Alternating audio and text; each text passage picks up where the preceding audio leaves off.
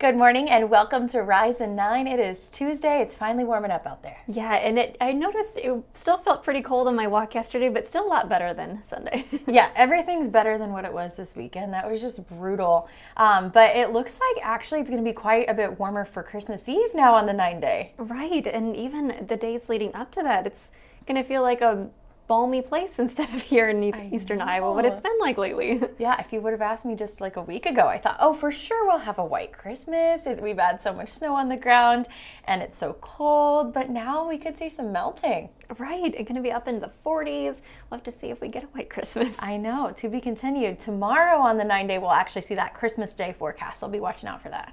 Right, that'll be nice, and it seems like it can't already be next week, but here we are. I know, yeah, it comes so fast, but I guess a bonus to the nice weather is it'll be easier for people that are planning on traveling. Yeah, and once we get up to December 21st, that's the shortest day of the year as far as sunlight. Then we'll start to see longer days and more sunshine. On the up and up in there till summer.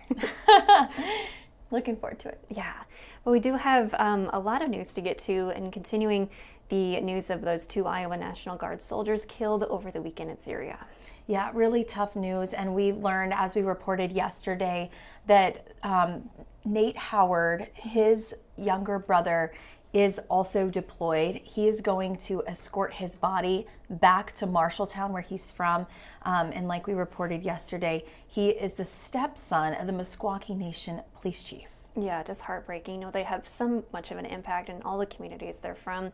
And the Iowa National Guard says, in addition to Sergeant Howard, that Sergeant Edgar Torres Tovar will also be returned home to Iowa this week.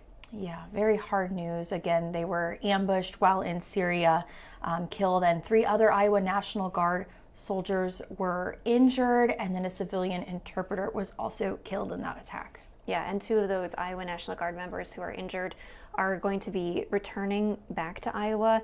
A 3rd person who is injured is already back on duty, and also that U.S. civilian interpreter who was contracted was also killed. And I did see that civilian interpreter is not from Iowa. Alrighty. And also this morning we're reporting on an update out of the Dubuque airport. We've been covering this for a while now about whether they were going to keep their only commercial air service or not. Well, the city council voted last night to terminate that. Yes, that was a service flying to Chicago. Every day will be a change. That means that those flights are ending January 15th, so just about less than a month away. Yeah, those daily flights were only half full, and the city had said that ridership needed to be at 80% for it to be self-sustaining, so they just weren't quite reaching those ridership numbers. Yeah, but not everyone is happy about it. The council did explain that while it did have a $3.5 million subsidy, that it's expected to lose out on future federal funds, like the cash that paid for around $8 million in projects at the airport. Yeah, and the mayor said, I wrote this quote down, he said he couldn't in good conscience vote to continue this service, knowing that we're funding this straight out of our own pocket. So just something that with the numbers and ridership that the city did not feel that they could make work. Yeah, something we've been following and will continue to follow. Yeah. And some happy news as well this week.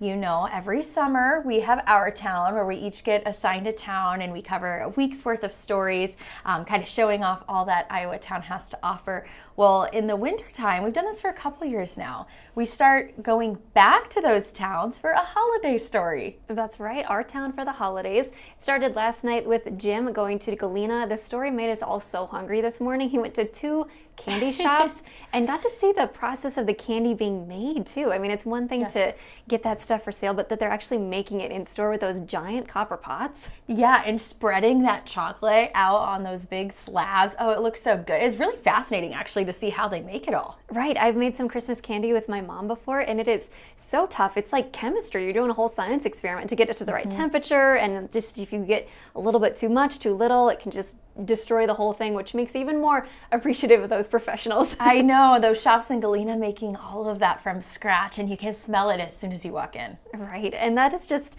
the first one of all the stories we're going to feature this week in the next couple weeks leading up to Christmas. Yes, it's so exciting. I know, so the 2 shops that Jim visited, they were called Candy Kitchen, Candy with a K, and then Rocky Mountain Chocolate Factory. I saved this quote because I thought this was great. There's a 24-year-old employee at Candy Kitchen. She said she goes home smelling like chocolate every night, and Jim said, "Who needs perfume?" You know, she said, "Who needs perfume?" I mean, you already smell so sweet. That's the way you can tell when they're making it fresh, when you smell it, even when you leave the shop and go home. Comes home on your clothes. So yeah, it's just always so beautiful in Galena, especially during the holidays. But we all got to visit beautiful towns. Right, yes. I was up in Elkader a couple weeks ago, the Elkader Holiday Lights Show, and the school kids who were working to put that together. That story is airing Wednesday at 6 o'clock. I can't wait to see it. I've heard about this story. Those kids are really impressive. Yeah, it's doing some really talented artwork there and along with that Christmas display, and so many businesses around the town. It's not like just the regular lights and it's sponsored by so-and-so. Like they're actually bringing out stuff and doing their whole display. Like this grocery store, it had a grocery cart and deer set up, looked like they were getting into the groceries there. Or like the CJ Moyna, the Earth Mover Legacy Center, they actually brought out bulldozers and wrote Merry Christmas. It's really neat to drive through. And kind of themed for their different businesses that they have. That's really neat. Yeah, but the most interesting was hearing the people who were there, so I'm excited to share that. Yeah, you got to hear from several people out there enjoying it. I can't wait to hear from them too. Yeah.